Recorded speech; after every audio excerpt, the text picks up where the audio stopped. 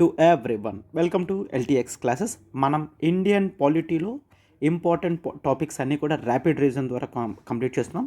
So ఇప్పుడు ఈ క్లాస్లో మనం సెంటర్ స్టేట్ రిలేషన్స్ అనేవి కంప్లీట్ చేద్దాం, రైట్? సో ఈ ఎగ్జామినేషన్ పాయింట్ ఆఫ్ వ్యూలో సెంటర్ స్టేట్ రిలేషన్స్ అనేవి చాలా ఇంపార్టెంట్ రోల్ ప్లే చేస్తాయి. సో సెంటర్ స్టేట్ రిలేషన్స్లో సెంటర్కి స్టేట్కి ఏ విధమైన the legislative relations clear. So legislature అనేది ఎవరు తయారు చేయగలరు, ఏ సబ్జెక్ట్స్లో ఎవరు తయారు చేయగలరు అన్న టాపిక్స్ చూస్తాం. That is the legislative relations between centre state చూస్తాము, and the administrative relations between the centre state చూస్తాము, administrative relations and the financial relations. So relations అన్నీ కూడా మనం 3 టైప్స్ ఆఫ్ రిలేషన్స్ కింద డిస్కస్ చేసుకుంటే the legislative, administrative and the financial relations అనేవి చూస్తాం. So legislative and administrative అనేది they come under part 11 of Indian constitution. Okay, part 11లో legislative relations, administrative relations వస్తాయి. ఫినాన్షియల్ రిలేషన్స్ అనేది పార్ట్ 12లో మనం చూస్తాం, part 12 clear. And I just want to add something regarding articles విషయానికి వస్తే మనకి legislative relations articles అనేవి ఆర్టికల్ 245 నుంచి 255 వరకు లెజిస్లేటివ్ రిలేషన్స్లో ఉంటాయి. అడ్మినిస్ట్రేటివ్ రిలేషన్స్లో ఆర్టికల్ 256 నుంచి ఆర్టికల్ 263 దాకా ఉంటాయి. అండ్ ఫినాన్షియల్ రిలేషన్స్లో ఆర్టికల్ 268 నుంచి 293 వరకు ఉంటాయి. క్లియర్. ఈ ఆర్డర్ క్రొనాలజికల్లో గుర్తుంచుకోండి. Legislative 245 to 255, administrative 256 to 263, financial relations అనేవి 268 to 293 అనేది చూస్తాం, రైట్? అయితే ఇప్పుడు ఒక్కొక్కటి కూడా క్లియర్గా కంప్లీట్ చేద్దాం. That is the legislative relations. First it is the legislative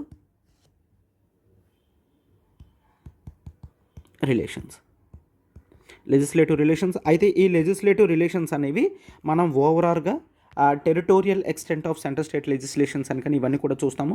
so జాగ్రత్తగా ఒకసారి అబ్జర్వ్ చేయండి అమ్మా. దట్ ఈస్ ద లెజిస్లేటివ్ రిలేషన్స్లో ది టెరిటోరియల్ ఎక్స్టెంట్ అంటే ఎవరి యొక్క జ్యూరిస్డిక్షన్ అనేది ఎంత ఉంది అనేది మనం చూస్తే టెరిటోరియల్ ఎక్స్టెంట్ అని అంటాం. When it comes to the part of centre union, India మొత్తంలోనైనా ఏ పార్ట్లో అయినా అది అప్లై అయ్యే లెజిస్లేషన్ చేయగలదు. అంటే ఇండియా మొత్తం కానీ ఆర్ ఎనీ పార్ట్ లెజిస్లేషన్ అనేది సెంటర్ చేయగలదు. When it comes to the part of state, కేవలం ఆ స్టేట్లో మాత్రమే ఆ చట్టం యొక్క వ్యాలిడిటీ అనేది ఉంటుంది, దాన్ని స్టేట్ తయారు చేస్తుంది అనమాట, రైట్? ఎస్.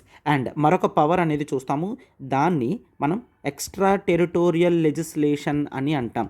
అంటే ఎక్కడైనా ఇప్పుడు ఇండియన్ మెయిన్ల్యాండ్ కాదు, ఎక్కడ కాదు, సో వేరే చోట ఉంది అనుకోండి, అక్కడ ఒకవేళ లెజిస్లేషన్ ఇంప్లిమెంట్ అవ్వాలన్నా సరే ఆ లెజిస్లేషన్ అనేది సెంటరే చేయాలి. అంటే simply nothing but Indian embassy, clear, Indian embassy office అనేది యునైటెడ్ స్టేట్స్ ఆఫ్ అమెరికాలో ఉంది అనుకోండి, ఇండియన్ లాస్ అనేవి వర్తిస్తాయి కదా అక్కడ, అది ఇండియన్ ఎంబసీయే అమెరికాలో ఉంటుంది. ఎక్స్ట్రా టెరిటోరియల్ లెజిస్లేషన్ కింద ఎగ్జాంపుల్ మనం చెప్పచ్చు. ఇటువంటి ఎక్స్ట్రా టెరిటోరియల్ లెజిస్లేషన్స్ అనేవి కేవలం సెంటర్ మాత్రమే చేస్తుంది అని మనం చూస్తాం అనమాట. ఇది టెరిటోరియల్ ఎక్స్టెంట్ కింద మనం చూస్తాం, రైట్? అండ్ ఇది మాత్రమే కాదు, when it comes to the part of subjects, so టోటల్గా సెవెంత్ షెడ్యూల్ ప్రకారం 3 సబ్జెక్ట్స్ అనేవి చూస్తాం. ఒకటి the central list or union list అని తీసుకోవచ్చు. ఈ యూనియన్ లిస్ట్లో టోటల్గా మనకి 98 సబ్జెక్ట్స్ అనేవి ఉన్నాయి ఈరోజు, ఓకేనా? 98 సబ్జెక్ట్స్ అనేవి ఉన్నాయి యూనియన్ లిస్ట్లో. When it comes to the part of state లిస్ట్లో చూసుకున్నట్లయితే మనకి ఈరోజు టోటల్గా 59 సబ్జెక్ట్స్ అనేవి ఉన్నాయి, 59 సబ్జెక్ట్స్, క్లియర్. ఎస్. అండ్ ఇది మాత్రమే కాకుండా మనకి కాన్కరెంట్ లిస్ట్ అనేది ఉంటుంది. కాన్కరెంట్ లిస్ట్లో టోటల్గా 52 సబ్జెక్ట్స్ అనేవి ఉన్నాయి. అంటే యూనియన్ లిస్ట్లో కేవలం యూనియన్ మాత్రమే చేయగలదు, స్టేట్ లిస్ట్లో జనరల్గా స్టేట్ మాత్రమే చేస్తుంది, కాన్కరెంట్ లిస్ట్లో ఎవరైనా చేయొచ్చు, అంటే సెంటర్ చేయగలదు, స్టేట్ చేయగలదు. అయితే ఇక్కడ క్లియర్గా చెప్తున్నాను, స్టేట్ లిస్ట్లో సబ్జెక్ట్స్ని కొన్ని కండిషన్స్, కొన్ని టైమ్స్లో మాత్రమే యూనియన్ టచ్ చేయగలదు. అది నెక్స్ట్ మనం కమింగ్ క్లాస్లో ఇప్పుడు మనం డీల్ చేస్తాము. ఫర్ ఎగ్జాంపుల్ ఎమర్జెన్సీ టైమ్స్ కానీ అటువంటి టైంలో పార్లమెంట్ స్టేట్ సబ్జెక్ట్స్లో ఉన్న సబ్జెక్ట్ మీద ఒక యాక్ట్ అనేది తయారు చేయగలదన్నమాట. ఓకేనా. కాంకరెంట్లో బోత్ సెంటర్ అండ్ స్టేట్ కూడా చేస్తుంది. బట్ కాన్స్టిట్యూషన్ క్లియర్గా చెప్పడం జరిగింది, ఒకవేళ సెంటర్కి స్టేట్కి, సెంటర్ ఒక లా తయారు చేసింది, స్టేట్ ఒక లా తయారు చేసింది, వీళ్ళిద్దరికీ కనుక క్లాష్ వస్తే మాత్రం కేవలం సెంట్రల్ లా మాత్రమే స్టేట్ లా కన్నా ప్రివేల్ అవుతుంది అని గుర్తుంచుకోండి. అంటే చాలా క్లియర్గా సెంట్రల్ లెజిస్లేటింగ్ పవర్ అనేది స్టేట్ లెజిస్లేటింగ్ పవర్ కన్నా ఎక్కువ అని చెప్పారు. బట్ ఒక్క ఎక్సెప్షన్ అనేది ఇచ్చారు. ఏంటి? ఒకవేళ స్టేట్ కనుక ప్రెసిడెంట్ దగ్గర నుంచి పర్మిషన్ తీసుకుంటే ఆ ఒక్క స్టేట్లో మాత్రం ఎక్సెప్షన్ అనేది ఉంటుంది. ఆ ఒక్క స్టేట్లో మాత్రం state law is greater than central law అన్నట్టు చూస్తాం. కేవలం ఇదొక ఎక్సెప్షన్ మాత్రమే after getting permission from the president అని మనం చూస్తాం అన్నమాట. ఓకేనా, right. And even that is GST కూడా చాలా స్పెసిఫిక్గా చూస్తాము. When it comes to the part of GST ఎప్పుడైతే కాన్స్టిట్యూషనల్ అమెండ్మెంట్ చేసి 101st కాన్స్టిట్యూషనల్ అమెండ్మెంట్లో 2016 or 17 యాక్ట్ అనేది తీసుకుంటే 101st constitutional amendment, clear. So ఈ జిఎస్టీ అనేది తీసుకొని రావడం జరిగింది. సో జిఎస్టీ కూడా ఇద్దరికి ఈక్వల్ రోల్ అనేది ఉంటుంది అని మనం చూస్తాం. And there is something, central subject కాదు, స్టేట్ సబ్జెక్ట్ కాదు, కాంకరెంట్ సబ్జెక్ట్స్ మాత్రమే కాదు, there is something that is called the residuary list అని చెప్తాం. రెసిడ్యూరీ లిస్ట్ అంటే సెంటర్, స్టేట్, కాంకరెంట్ సబ్జెక్ట్స్లో ఏవైతే చెప్పరో అవన్నీ కూడా రెసిడ్యూరీ లిస్ట్లో మనం చూడొచ్చు. అయితే రెసిడ్యూరీ లిస్ట్ మీద లెజిస్లేషన్ కనుక ఎవరు చేయగలరు? పవర్ అనేది కేవలం పార్లమెంట్కే ఇచ్చారు. అంటే కాన్స్టిట్యూషన్ పవర్ పార్లమెంట్కి ఇచ్చింది. స్టేట్ వాళ్ళు రెసిడ్యూరీ లిస్ట్లో ఉన్న సబ్జెక్ట్స్ని టచ్ చేయడానికి లేదు.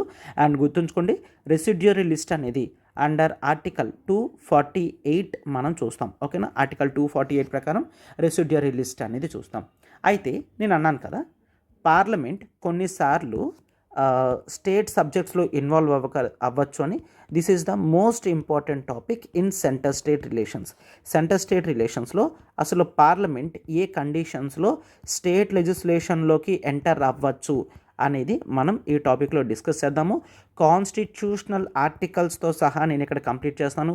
సో దట్ మీరు ఇది చాలా జాగ్రత్తగా గుర్తుంచుకుంటే మాత్రం కంప్లీట్గా ఈ టాపిక్ అనేది మీకు ఫినిష్ అయిపోతుంది అనమాట. ఓకేనా, parliamentary legislation in the state field. That if you observe, there is under Article 249, Article 249 ప్రకారం ఒకవేళ రాజ్యసభ కనుక ఒక రిజల్యూషన్ పాస్ చేసింది అనుకోండి, స్టేట్ సబ్జెక్ట్ మీద ఉన్నది ఒక లిస్ట్ చట్టం తయారు చేయాలి అంటే అప్పుడు పార్లమెంట్కి పవర్ అనేది వస్తుందన్నమాట.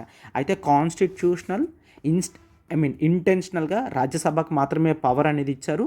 సో అయితే ఇక్కడ గుర్తుంచుకోండి దట్ రాజ్యసభ ఈ రెజల్యూషన్ అనేది 2/3 మెంబర్స్తో తీసుకొని రావాలి. అంటే రాజ్యసభలో ఉన్న 2/3 మెంబర్స్ ఒక రెజల్యూషన్ని తీసుకొని రావాలి స్టేట్ సబ్జెక్ట్లో. ఫర్ ఎగ్జాంపుల్ ఆ స్టేట్ సబ్జెక్ట్ అనేది that is the law and order అనుకోండి, లా అండ్ ఆర్డర్.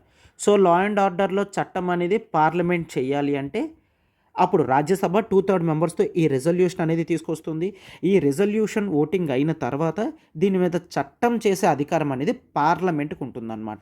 అది కూడా నేషనల్ ఇంట్రెస్ట్ ఉంటే తప్ప చేయడానికి లేదు. Sir what is national interest?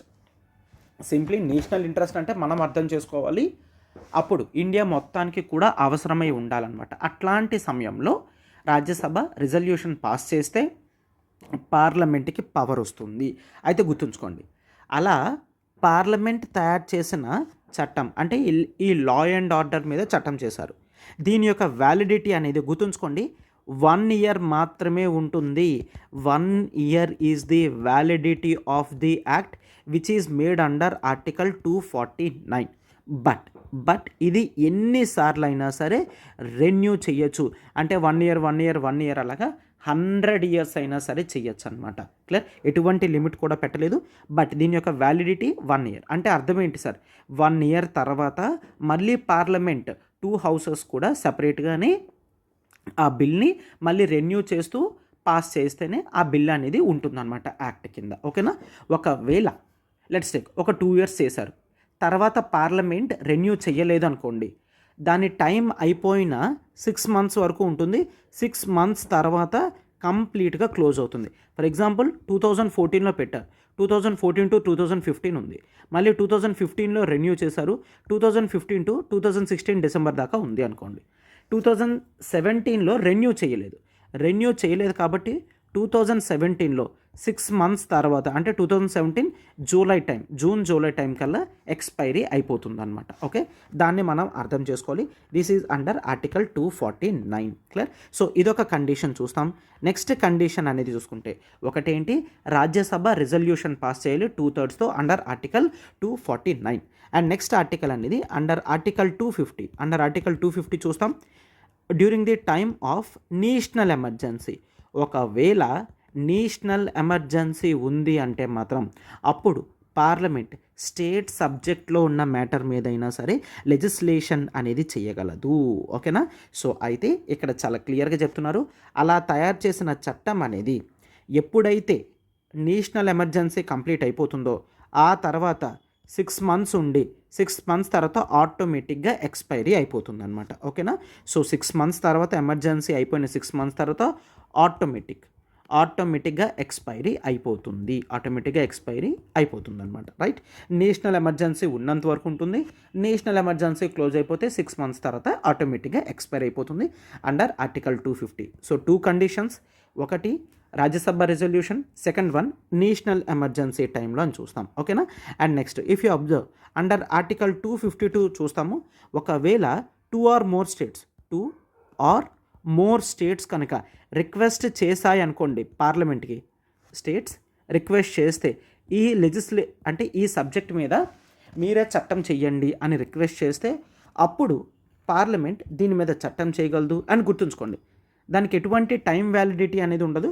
So for example ఇప్పుడు హిస్టారికల్గా చూసుకుంటే even the wild life protection act మీ అందరికీ చాలా తెలిసే ఉంటుంది. Wild life protection act 1972.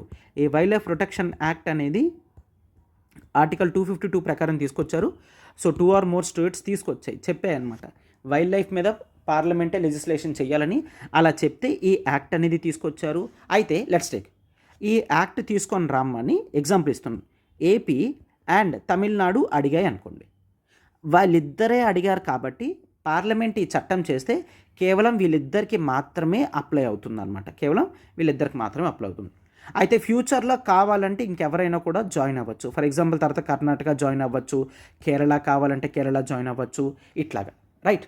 అయితే ఈ యాక్ట్ ఒక్కసారి చేసిన తర్వాత ఒక్కసారి జాయిన్ అయిన తర్వాత మళ్ళా రెస్పెక్టివ్ స్టేట్ ఈ సబ్జెక్ట్ మ్యాటర్ మీద చట్టం చేయడానికి లేదు, అమెండ్మెంట్స్ కూడా చేయలేదు. ఏ అమెండ్మెంట్స్ చేయాలనుకున్నా పవర్ అనేది పార్లమెంట్కే ఉంది. ఓకేనా. ఆర్టికల్ 252 ప్రకారం 2 or more స్టేట్స్ రిక్వెస్ట్ చేయొచ్చు. ఇట్లా 1 yearకే రెన్యూ చేయడం, ఎక్స్పైరీ అయిపోవడం ఉండదు.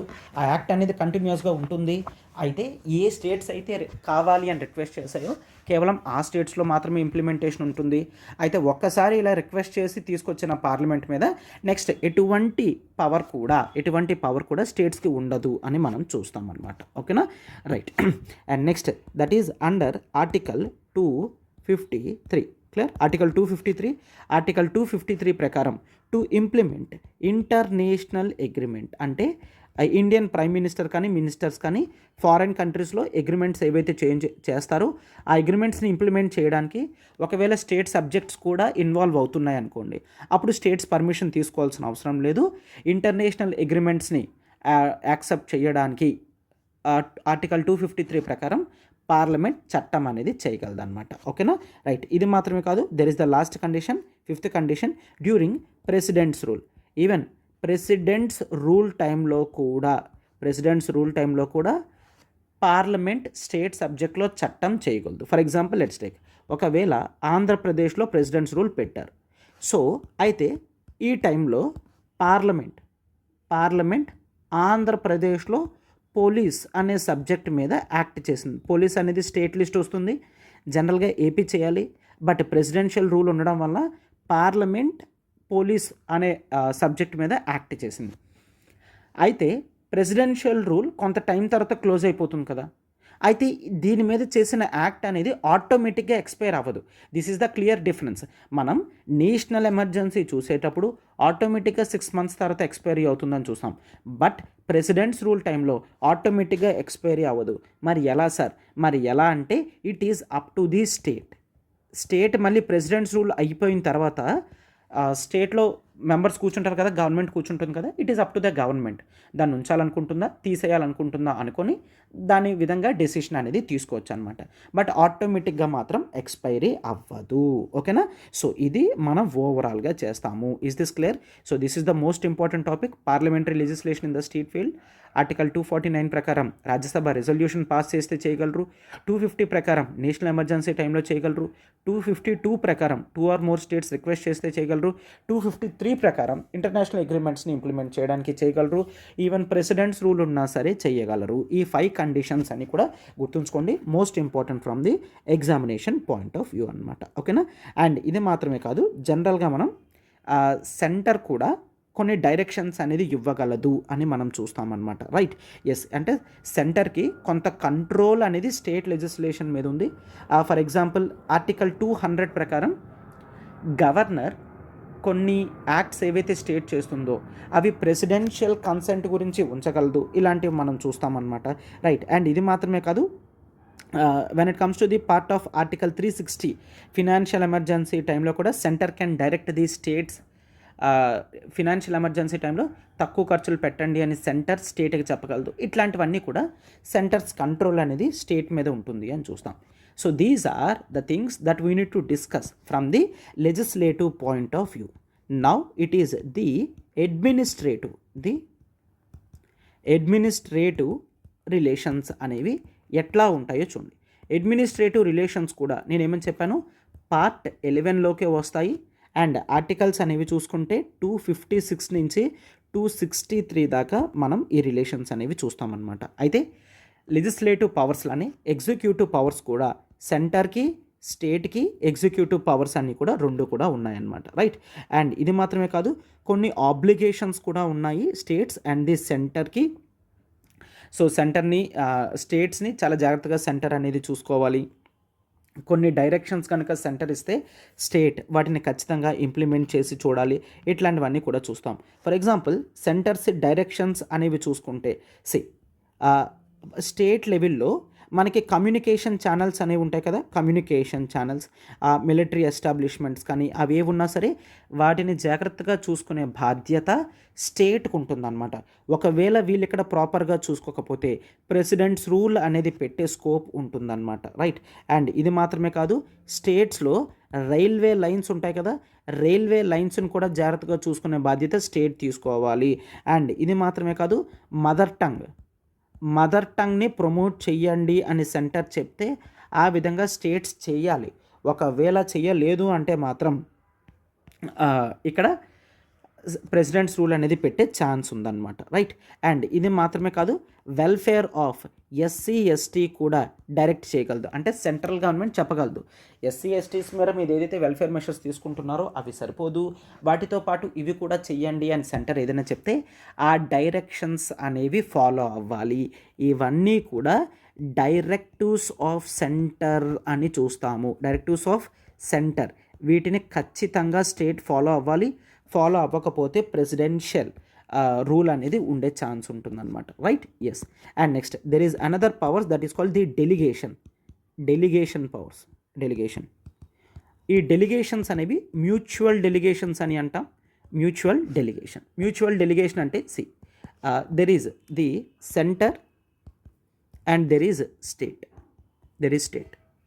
అయితే ఫంక్షన్స్ అనేవి సెంట్రల్ గవర్నమెంట్ చేయాల్సింది, బట్ సెంట్రల్ గవర్నమెంట్ చేయలేక స్టేట్స్ని చేయమంటాయి. అంటే president can ask the state to do these functions. President స్టేట్స్కి రిక్వెస్ట్ చేయగలరనమాట. ఏమని? మీరు ఈ ఫంక్షన్స్ని చెయ్యండి అని రిక్వెస్ట్ చేయగలరు. క్లియర్? ఎస్. అయితే ఇట్లా రిక్వెస్ట్ చేశారు అంటే స్టేట్స్ మే రిజెక్ట్, కావాలంటే రిజెక్ట్ చేయగలరు, మేము చెయ్యలేం సార్ అని చెప్పి చేయగలరు అనమాట. క్లియర్? కేవలం స్టేట్స్ యాక్సెప్ట్ చేస్తే మాత్రమే సెంట్రల్ గవర్నమెంట్ యొక్క ఫంక్షన్స్ అనేవి డెలిగేట్ చేయగలరు. డెలిగేట్ అంటే బాధ్యతాయుతంగా అప్పగించడాన్ని డెలిగేషన్ అని అంటాం. ఓకేనా? ఎస్. అలానే స్టేట్ కూడా గవర్నర్, గుర్తుంచుకోండి, ఏ విధంగా ప్రెసిడెంట్ స్టేట్ని రిక్వెస్ట్ చేయగలరు, అలానే గవర్నర్ కూడా సెంటర్ని రిక్వెస్ట్ చేయగలరు. సెంట్రల్ గవర్నమెంట్కి రిక్వెస్ట్ చేస్తారు, ఇవి స్టేట్ ఫంక్షన్స్ మీరు చెయ్యండి అని చెప్పి రిక్వెస్ట్ చేయగలరు. ఇక్కడ కూడా సెంటర్ కావాలంటే చేయగలదు, లేదంటే రిజెక్ట్ చేయగలదు అనమాట. బట్ వన్ థింగ్, ఎప్పుడైతే ఒకవేళ ఈ రిక్వెస్ట్ కనుక పార్లమెంట్ ఇచ్చింది అనుకోండి, డెలిగేషన్ ఆఫ్ ఫంక్షన్స్, ఈ ఫంక్షన్స్ అనేవి స్టేట్ చేసి తీరాల్సింది అని పార్లమెంట్ ఇచ్చింది అంటే state is bound to follow. President అడిగితే రిజెక్ట్ చేయొచ్చు, బట్ పార్లమెంట్ అడిగితే మాత్రం స్టేట్కి రిజెక్ట్ చేసే పవర్ అనేది ఉండదు. దీన్ని మనం మ్యూచువల్ డెలిగేషన్లో చూస్తాం. చూడండి, ఈ పవర్స్ అనేవి కేవలం పార్లమెంటే ఇవ్వగలదు, స్టేట్ లెజిస్లేచర్ సెంటర్కి ఈ విధంగా ఇవ్వలేదు, కేవలం పార్లమెంట్ మాత్రమే స్టేట్స్కి చెప్పగలదు అనమాట. ఓకేనా? రైట్. అండ్ ఇది మాత్రమే కాదు, సెంటర్కి స్టేట్కి మధ్యలో అడ్మినిస్ట్రేటివ్ రిలేషన్స్ అనేవి బాగా ఉండాలి అని చెప్పి వేరియస్ యాక్ట్స్ అనేవి కూడా చూస్తాము. దట్ ఈజ్ ఆర్టికల్ 262 ప్రకారం that is inter state river water disputes అనేవి వాళ్ళు సాల్వ్ చేసుకోవాలని చూస్తాము. ఆర్టికల్ 263 చూస్తాం. ఆర్టికల్ 263 ప్రకారం ఇంటర్ స్టేట్ కౌన్సిల్ చూస్తాం. ఇంటర్ స్టేట్ కౌన్సిల్ అనేది చూస్తాము. ఇట్లాగా వాళ్ళిద్దరు ఫంక్షన్స్ అనేవి చూస్తాం. ఇంకా ఆల్ ఇండియా సర్వీసెస్ అనేవి ఉంటాయి, పబ్లిక్ సర్వీస్ కమిషన్స్ చూస్తాము. ఎమర్జెన్సీ టైంలో కూడా అడ్మినిస్ట్రేటివ్ రిలేషన్స్ అనేవి కొద్దిగా అటు ఇటు చేంజ్ అవుతాయి, ఎందుకంటే ఓవరాల్ ఎమర్జెన్సీ టైంలో పవర్స్ అనేవి సెంటర్కే చాలా ఎక్కువగా ఉండడం జరుగుతుందన్నమాట. Right? So these are the various administrative functions అని చూస్తాం. And now it is the financial functions. నేను ర్యాపిడ్ రివిజన్లో ఏవైతే చెప్తున్నానో ప్రతి ఇంపార్టెంట్ టాపిక్ కూడా వదలకుండా చెప్తున్నాను. చాలా జాగ్రత్తగా సిరీస్ అంతా కూడా మీరు కంప్లీట్ చేస్తే టాపిక్స్ అన్నీ కూడా మీకు కవర్ అయిపోతాయి అన్నమాట. Right? Yes. So financial relations comes under part 12లో చూస్తాము. అండ్ ఈవెన్ ఆర్టికల్స్ కూడా ఆర్టికల్ 268 నుంచి ఆర్టికల్ 293 దాకా మనం చూస్తామన్నమాట. రైట్? 268 నుంచి 293 దాకా చూస్తాము ఫినాన్షియల్ రిలేషన్స్ అనేవి పర్టికులర్గా చూడాల్సిన అవసరం లేదు.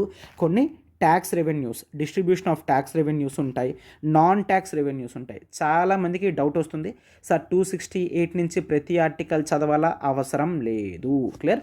268 నుంచి ప్రతి ఆర్టికల్ చదవాల్సిన అవసరం లేదు. అంటే కొన్ని పవర్స్ అనేవి సెంటర్కి స్టేట్కి ఫినాన్షియల్ రిలేషన్స్ ఉన్నాయి అని చూసుకుంటే చాలు, అంతకన్నా ఎక్కువ చూడాల్సిన అవసరం అనేది లేదనమాట. బై హార్ట్ చేయాల్సిన అవసరం లేదు. Clear? Right. So grants in aid ఉంటాయి. జిఎస్టీ కౌన్సిల్ అనేది ఉంది under article 279. Clear? So GST one of the most important article, GST that is article 279A 101st constitutional అమెండ్మెంట్తో తీసుకొచ్చారు. అవునా? And there is finance commission under article 280. కేవలం కొన్ని important ఇట్లాంటివి చూసుకుంటే సరిపోతుంది. That is the finance commission of India. Even constitutional బాడీస్లో కూడా మనం చూస్తామన్నమాట. Right?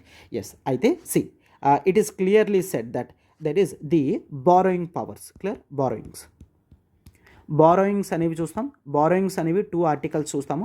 That is article 292, article 293. 292 ప్రకారం బారోయింగ్స్ ఆఫ్ సెంటర్ చూస్తాం. సెంట్రల్ గవర్నమెంట్ ఎక్కడైనా బారో చేయగలదు, స్టేట్లోని బారో చేయగలదు, వేరే కంట్రీలో కూడా బారో చేయగలదు. అండ్ 293 ప్రకారం స్టేట్ యొక్క బారోవల్ కెపాసిటీ గురించి మాట్లాడారు. స్టేట్ యొక్క బారోవల్ కెపాసిటీ అనేది సెంటర్ విధించిన పరిమితుల్లో ఉంటుంది. అండ్ స్టేట్ కేవలం ఇండియాలో మాత్రమే బారో చేయగలదు, వేరే కంట్రీలో బారో చేయలేదన్నమాట. ఓకేనా?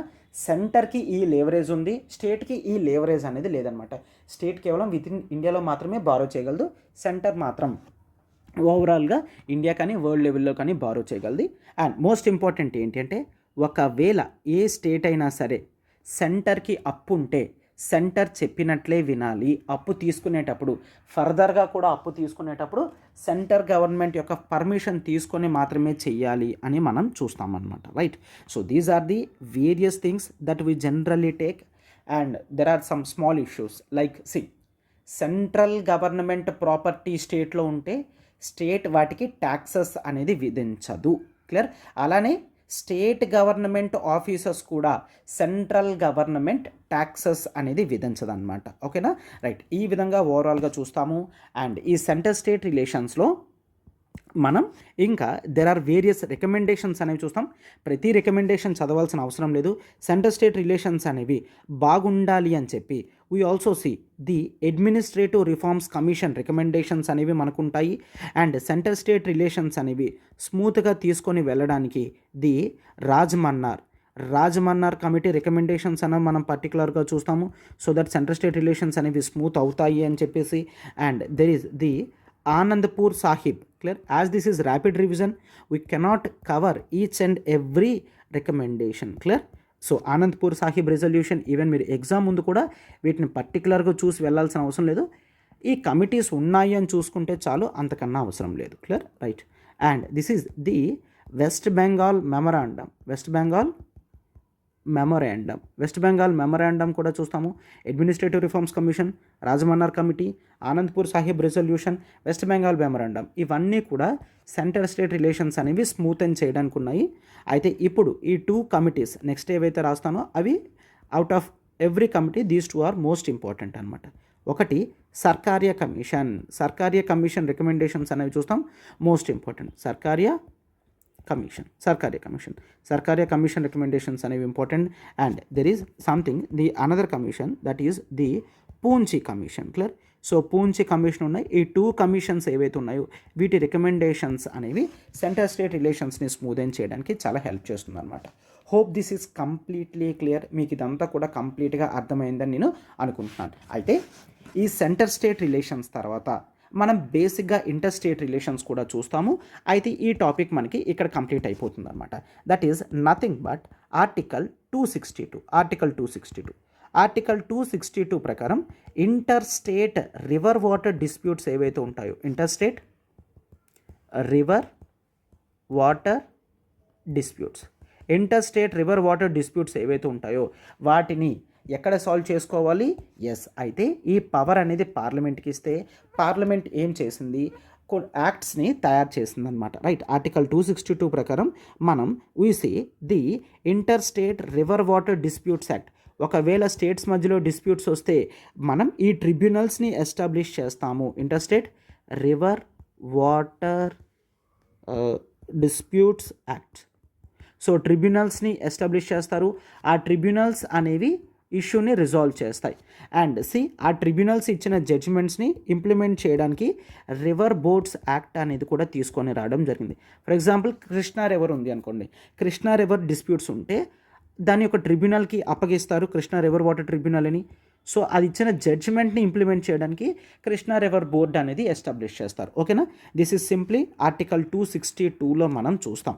And there is the another article in inter state relations, that is article 263. Article 263 ప్రకారం ఇంటర్ స్టేట్ కౌన్సిల్స్ అనేవి ఎస్టాబ్లిష్ చేయాలి. దీనికి హెడ్ కింద ప్రైమ్ మినిస్టర్ ఉంటారనమాట. Inter state council.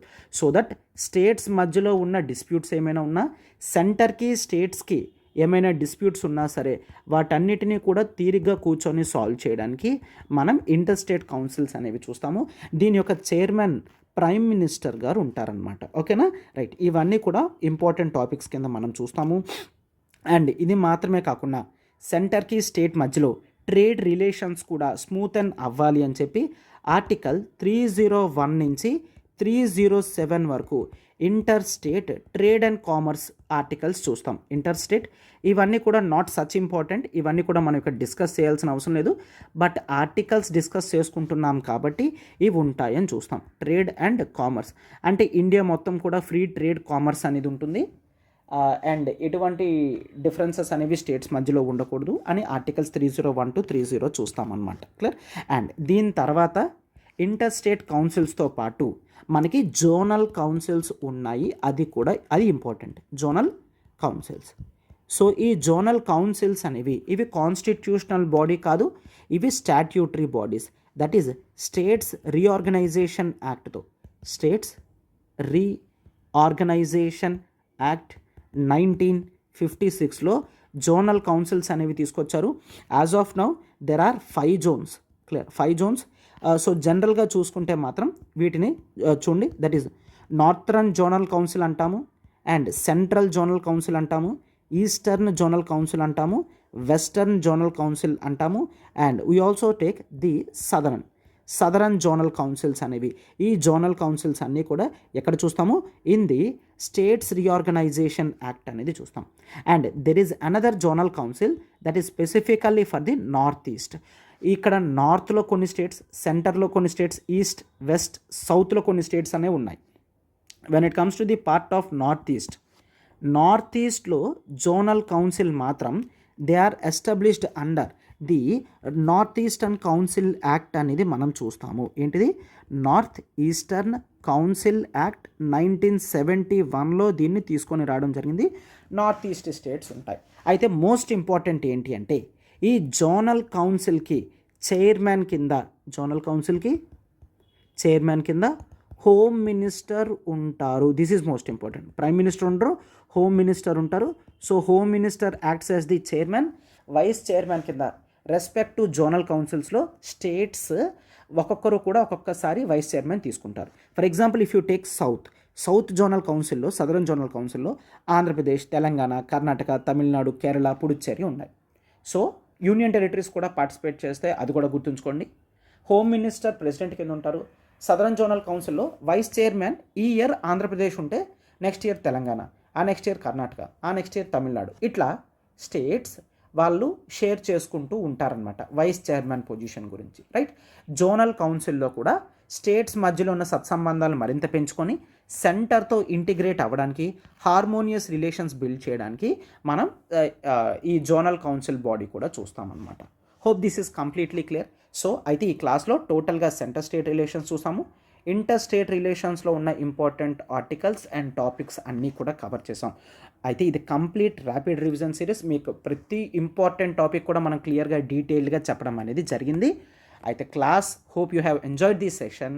క్లాస్ మీకు నచ్చినట్లయితే ఖచ్చితంగా లైక్ బటన్ హిట్ చేయండి, ఫెలో ఆస్పిరెంట్స్కి షేర్ చేయండి, and do comment us. Thank you.